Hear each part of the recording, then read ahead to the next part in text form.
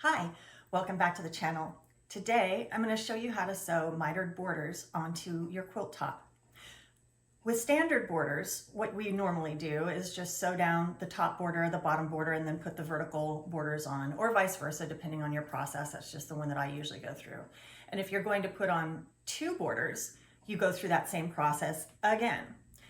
In this particular case with mitered borders, what differs is we are going to be sewing our border pieces together first and then applying them to our quilt. We are also going to use some careful stitching and some precise math to make sure that we have our start and stop points correct and that we have enough to pull off the mitered border. You are going to need your usual suspects for this particular project. You'll need yardage for your borders. You'll need rotary cutter, ruler, clips or pins. I always have a fabric ruler handy as well, but you'll also need a calculator for this. So once we get our quilt top squared away, we're going to measure it, figure out how much space we're actually going to have to cover, and then we're going to go through our math equation to figure out how long and wide our borders need to be. So stay with me and I'll show you how it's done. The first thing I did was square up my quilt. And this is necessary to get precise measurements. Then I decided on the width of my inner and outer borders. My inner border is going to be 2 inches wide, finished, which means I'm cutting 2.5 inch width of fabric strips from my white fabric to account for seam allowances, which is 1/4 inch. The width of my outer border is going to be 4 inches wide, which means I'm going to be cutting 4.5 inch strips from this darling fabric to account for the seam allowance. We are sewing with 1/4 inch seams throughout. Let's calculate what we need. Once I squared up my quilt top, each side measured 66 5/8 inches. For our purposes, I rounded that number up to 67 inches. I'm putting 2 borders on. So the one is the 2 inch white inner border and the other is the 4 inch outer border finished. As previously stated, I'm sewing those 2 border pieces together ahead of time with a 1/4 inch seam, making my unfinished border, so when this is together, my unfinished border is going to be 6.5 inches wide.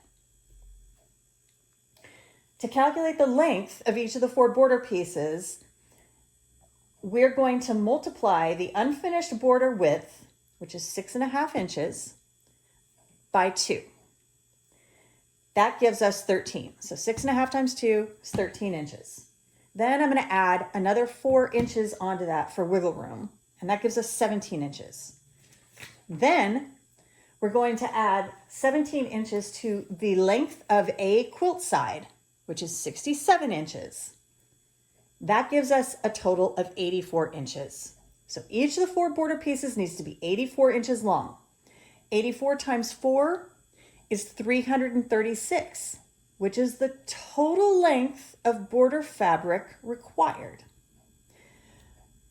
I'm cutting my border pieces on the width of fabric, and width of fabric is typically 42 to 44 inches.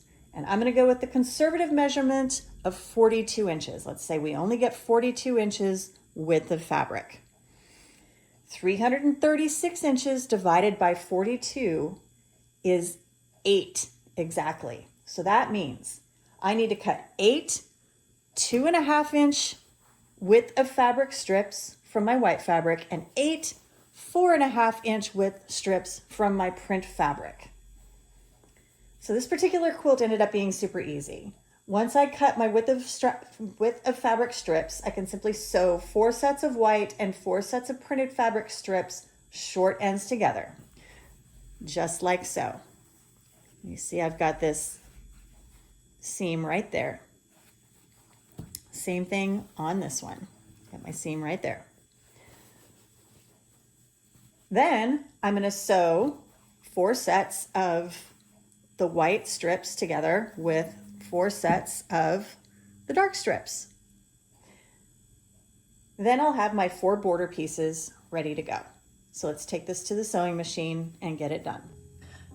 Now we're going to sew our border strip sets together. I have 4 sets of my inner and outer border pinned together, just like so. I have my machine loaded with a 7511 quilting needle, Gutermann color 102. It's a light gray polyester thread. And the stitch I'm using on my machine is a Q02 stitch, which means when I line up the right edge with the edge of my, I think it's a J presser foot, that gives me a 1/4 inch stitch exactly, and that's what we're looking for. So let's see if we can get this sorted out.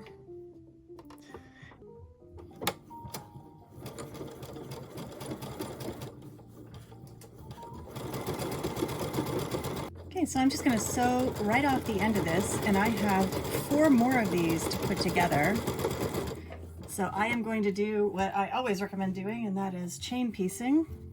Since I've got all of this organized and ready to go, I'm going to chain piece these right on through. And once we are finished with all 4 sets, we're going to take these to the ironing board and iron these little pupsters out, and then we're going to go on to our next step. Meet you on the flip side. We now have our 4 border units sewn together. You can see this here. And I've pressed the other 3. I'm just going to press this last one and run an iron across the seams real quick just to relax the threads.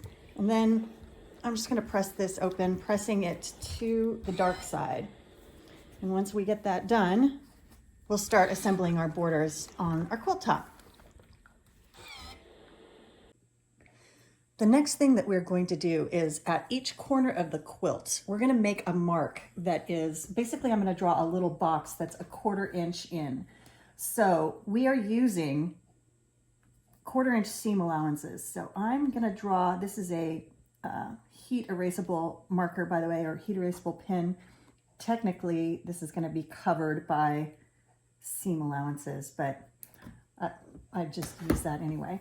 So you want this point to be, it's a little bit wide, this point right here, that is where you're going to start and stop this top row, and this point is where you're going to start or stop this side row. So all the way around, when you pin your border unit to your work, you're going to do something, and what I like to do is I like to just put a different color pin here, so I know it reminds me I need to stop right there.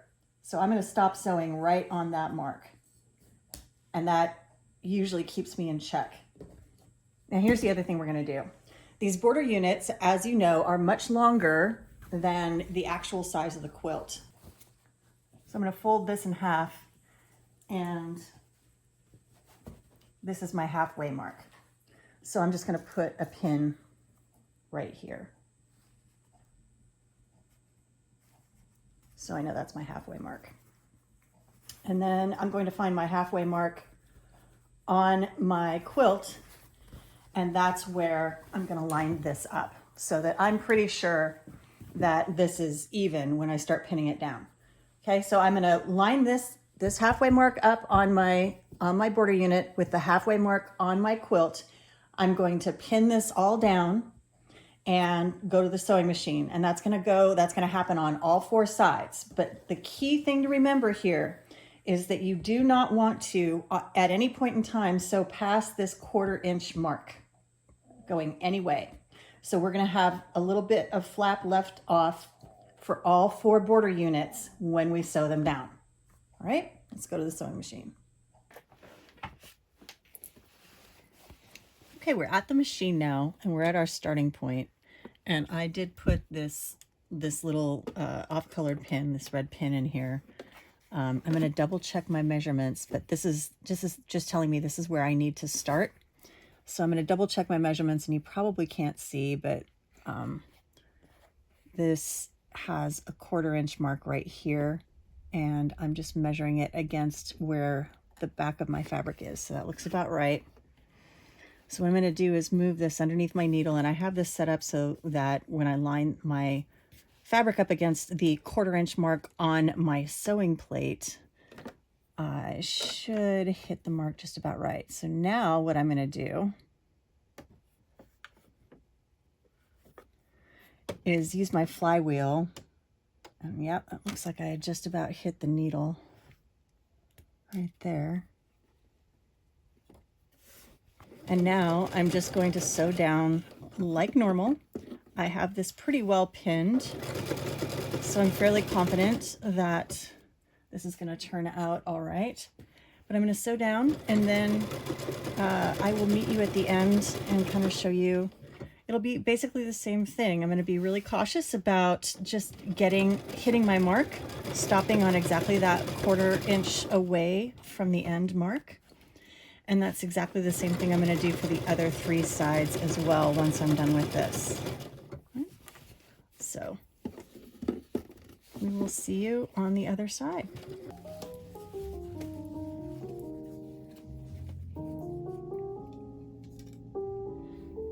Okay, this is the final border that we are putting on. So I got the other 3 on. This one is unique in that the start and stop point should apex right at the same point where the other one left off, or pretty darn close. So you have to kind of get this one that's already sewn down. You're gonna get this one that's already sewn down out of the way. That's this guy right here. And then we are going to start right here, right at the point where we left off on this other one that's already sewn down, and that's where we're going to try to drop our needle. So it's a little bit of a tricky operation, but I've got my glasses on and I am feeling somewhat confident. All right, let's drop this down.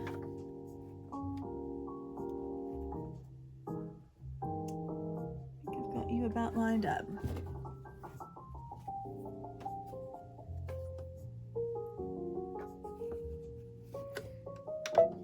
Right, I'm going to give this a go, and I'm going to take a few stitches. I am going to back tack, but I'm going to take a few stitches, and then I'm going to take a look at it on the back end to make sure that I'm pretty darn close on this. So let's take a look. Oh, look at that. Not bad.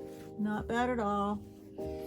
If I do need to go back and correct it, I can always go back and put a couple more stitches in, but that's the general idea. So we're going to do the same thing once we get to the other end.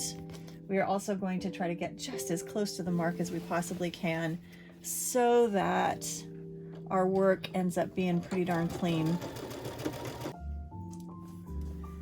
All right, so now we're going to make the same little calculation here. I'm going to go slow and easy coming up to it. But right about where that pin entered is where I want my needle to drop for the final time. So let's see if we can get there.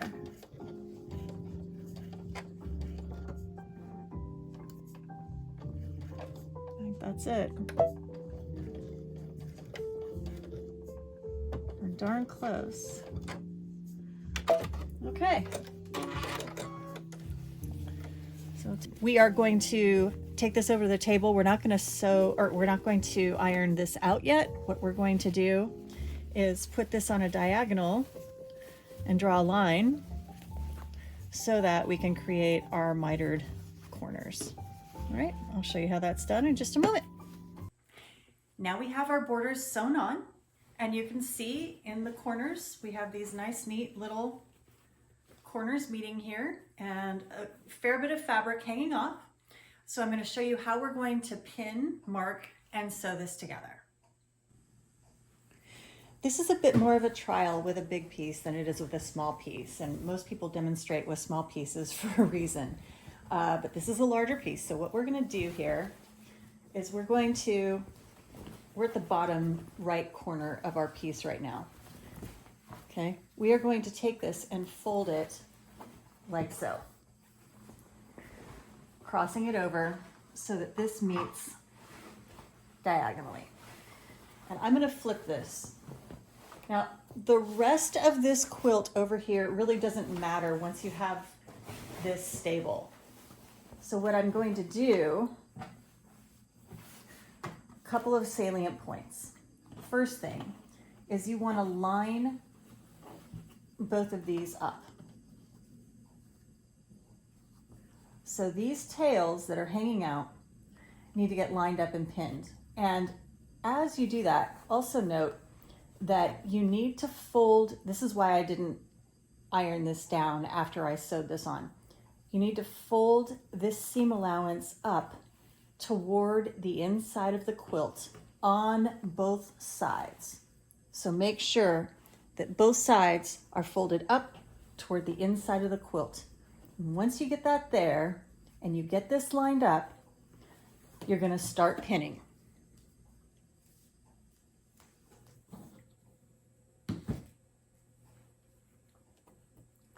So right now I'm just going to pin, actually this is probably the easiest way to do it.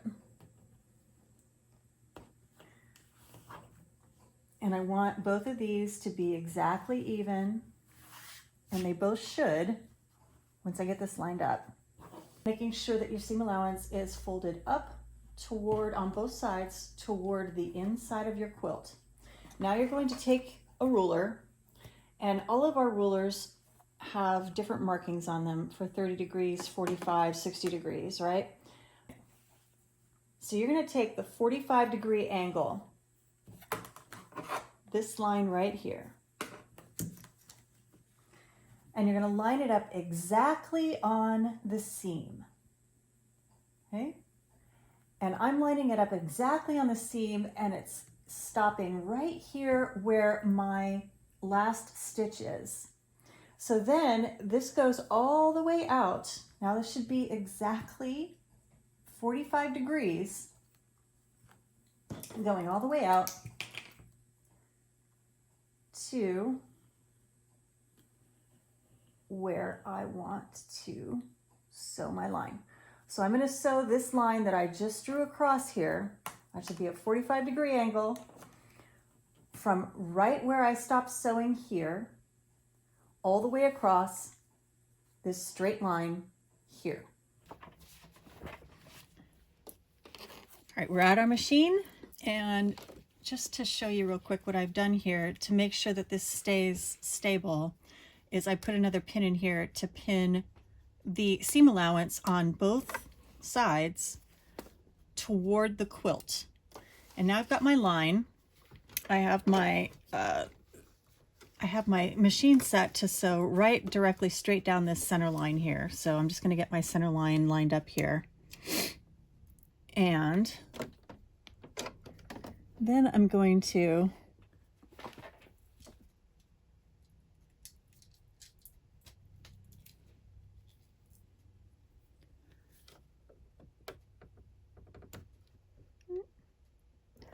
use my flywheel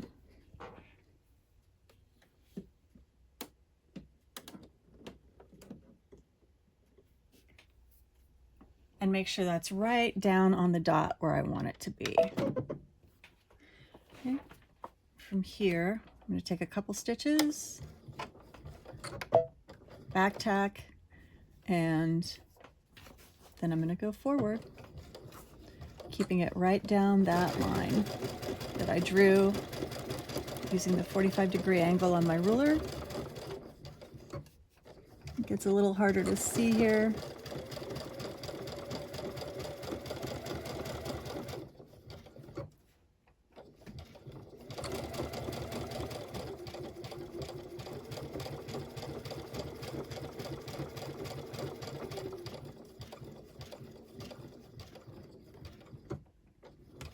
All right.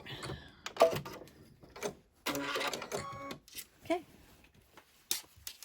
And now we're going to go check our work. I just opened this up at the machine as a cursory check before I go over to the table and the ironing board, but this looks pretty darn good. I don't see any puckers or anything really to worry about, and the seam looks beautiful. So the angle looks beautiful. As a reminder, do not cut your tail off until you have pressed this out and decided that it's okay, that your work looks good. But as a preliminary check, this looks pretty darn good. So we're gonna iron it and take one more look and cut our tails, and then we should be done. I am so excited. I ironed this out, and look at this beautiful mitered corner. So this is our mitered border, but look at how this matches up just beautifully. So the only thing left to do is to cut off our seam allowance here. So we're gonna cut it off at 1/4 inch. And we're gonna do that all the way around the quilt, iron it out, and then we're done. So beautiful. Okay, we have sewn our mitered borders with really beautiful results. No puckers, nice pretty seams, beautiful outcome. I hope you enjoyed this tutorial. Thank you so much for watching and following along. Please hit like and subscribe if you got something out of this. Thank you again. Happy sewing.